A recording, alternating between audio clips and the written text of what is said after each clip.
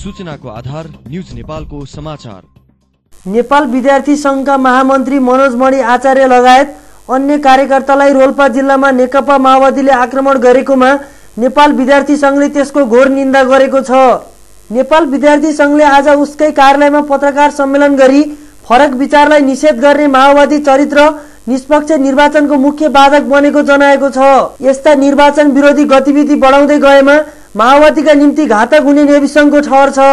निर्वाचनलाई बिथोल्न प्रतिगामी तत्त्वहरू लागि परेकाले 7 दलभित्रका दलहरू नै एक आपसमा झडप गर्दा त्यसको फाइदा दरबारियालाई पुग्ने हुँदा आफ्ना क्रियाकलाप सच्याउन नेविसंघले माओवादीलाई आग्रह गरेको छ। निर्वाचनमा मतदाता असुरक्षित रहने स्थितिको अन्त्य गर्न नेपाल विद्यार्थी संघ जुनसुकै कदम चाल्न पनि पछि नपर्ने सो संगठनले जनाएको छ। निर्वाचन प्रचार प्रसारका क्रममा हिजो रोल्पाको थवाङ पुगेका नेविसंघका महामन्त्री सहित अन्य कार्यकर्तालाई नेकपा माओवादीका कार्यकर्ताले आक्रमण गरेका थिए। सञ्जीव बगाले, ANA.com.np। सूचनाको आधार न्यूज नेपालको समाचार।